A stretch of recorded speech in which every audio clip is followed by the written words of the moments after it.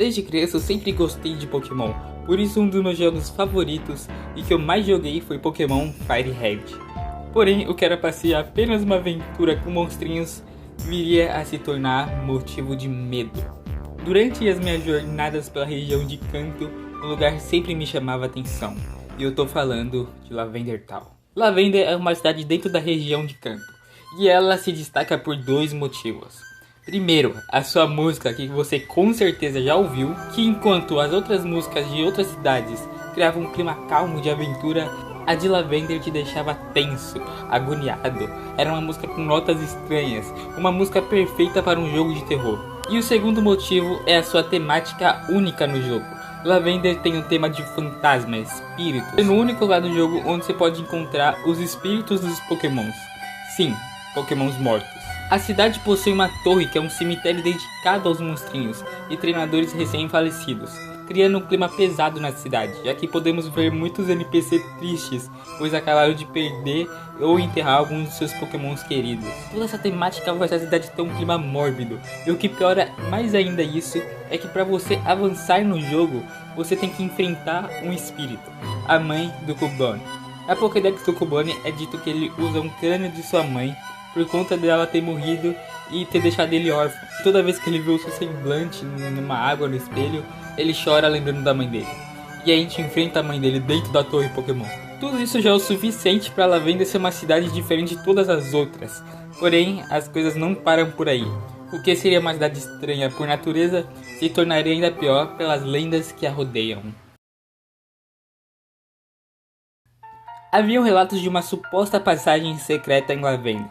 Os relatos diziam que um jogador encontrou um bug e que fazia com que ele conseguisse passar por uma parede, descobrindo assim um caminho secreto. No caminho haviam paredes invisíveis que dificultavam a sua passagem. Porém, depois de um tempo, ele conseguiu chegar à entrada de uma caverna. E ao entrar nessa caverna, mais uma coisa estranha acontece. A saída é bloqueada. Por mais que ela está ali, ele não consegue sair, fazendo com que sua única opção seja seguir em frente. Pelo caminho é possível encontrar placas com escritas em latim, com os textos nada sugestivos. Mais um pouco à frente você encontrava um treinador, e ao você falar com ele, ele diz que ele é a sua alma, e a batalha começa. Seu oponente é o Coletor Belial. Ok, temos um demônio dentro de Lavender Town querendo batalhar contra você. E pensa, eu era uma criança jogando Pokémon, e ver isso foi o suficiente para tirar meu sono e fazer com que eu não quisesse passar por Lavender Town de novo. Sério, eu larguei o jogo nesse momento. Mas as coisas não param por aí. Para contar essa parte daqui da história, a gente tem que voltar um pouquinho no tempo. Em 1995 era lançada no Japão as versões Fire Red e Leaf Green.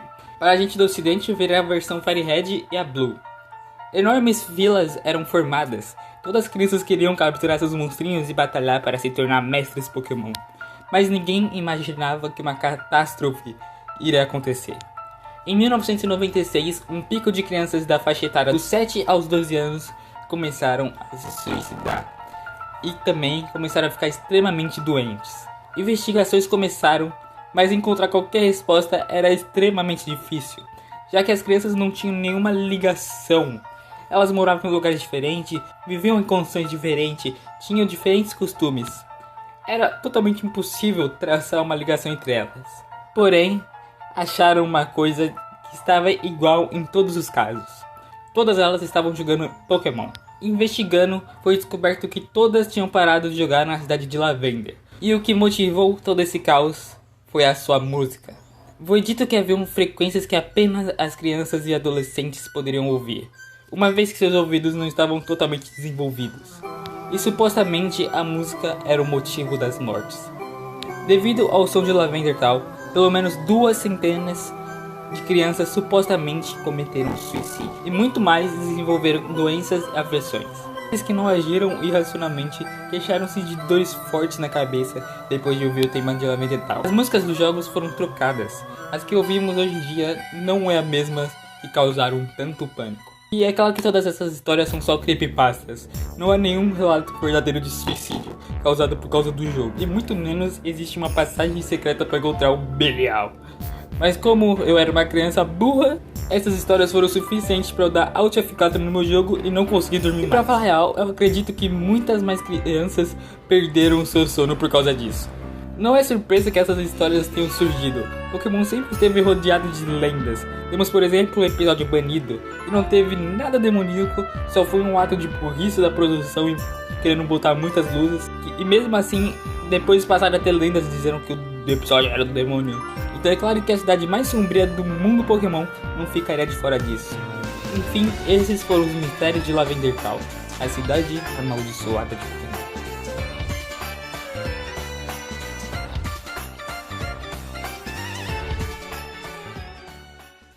A maldição do fake PNG.